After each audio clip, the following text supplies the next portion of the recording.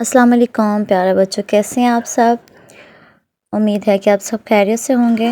ہاں جی، تو ہمارا سبق چل رہا تھا کہ بنا آپ کے ہم کچھ نہیں، ٹھیک ہے؟ تو 17 اپریل میں دیکھیں آج کا ہمارا کون سا کام ہے۔ ایس ایل او ہے سب سے پہلے کہ فعل کی مفعول سے مطابقت قائم کر سکیں۔ تو اس کا مطلب یہ ہے کہ فعل سے ہی مفعول کی مطابقت چلتی ہے کہ فاعل جو ہوتا ہے کام کرنے والا وہ کون سا کام کر رہا ہے، ٹھیک ہے نا؟ تو وہ فعل کے لحاظ سے اس کی ہم مفعول کی مطابقت پیدا کریں گے کہ وہ جو ہے وہ کھا رہا ہے یا کھا رہی ہے۔ اس نے مطلب اگر ایک چیز ہے تو اسے خریدی آئے گا یا خریدی آئے گا، تو اس طریقے سے ہم اس کی مطابقت کو قائم کر سکیں گے، بتا سکیں گے کہ اس میں کون سا لفظ یا حرف آنا ہے، ٹھیک ہے نا؟ تو چلیں اپنے آج کے کام کی طرف بڑھتے ہیں۔ اس سے آپ کو پتہ بھی چل جائے گا کہ فعل کی مفعول سے مطابقت جو ہے وہ کیسے قائم کرنی ہے، ٹھیک ہے؟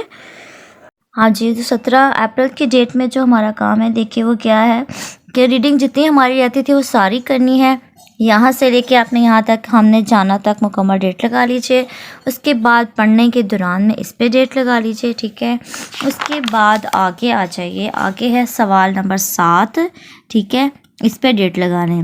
تو یہ 17 اپریل کی ڈیٹ میں ہمارا کام ہے، تو دیکھتے ہیں۔ اس کے علاوہ سوال نمبر 4 کا جو ہے وہ بھی 17 کی ڈیٹ میں کام ہے، ٹھیک ہے؟ اس پہ بھی ڈیٹ لگا لیجیے۔ چلیں آئیے اب ہم دیکھتے ہیں کہ اس کو ہم نے پڑھنا کیسے ہے۔ ریڈنگ آپ نے ساری کر لینی ہے، ٹھیک ہے؟ کیونکہ ریڈنگ کے اندر ہمارے سارے سوالات کے جوابات موجود ہوتے ہیں۔ اس کے بعد دیکھیے پڑھنے کے دوران میں پہلا سوال ہے، شہروں اور دیہاتوں میں کون کون سے پیشے مشترک ہیں؟ یہاں پہ میں نے سب کے نیم اکٹھے کر کے لکھ دیے ہیں۔ اس کے علاوہ یہاں پہ اس پیراگراف میں سارا کچھ موجود ہے، ٹھیک ہے؟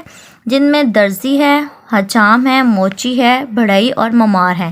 یہ پیشے جو ہیں وہ مشترک ہیں، شہروں میں بھی پائے جاتے ہیں اور دیہات میں بھی۔ اس کے بعد ہے کہ ماہی گیر کیا کام کرتا ہے؟ تو مچھلیاں پکڑنے کا کام کرتا ہے۔ پیشے کیوں ضروری ہیں؟ تو روزی کمانے کے لیے پیشے جو ہیں وہ بہت ضروری ہوتے ہیں، ٹھیک ہو گیا؟ یہ ہو گیا۔ اس کے بعد آگے آ جائیے۔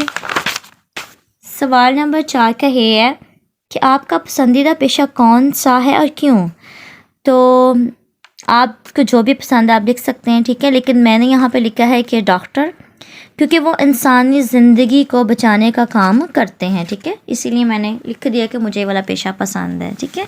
اس کے بعد دیکھیے سوال نمبر جو 7 ہے کہ مفعول کی مطابقت سے درست فعل لکھ کر جملے مکمل کریں۔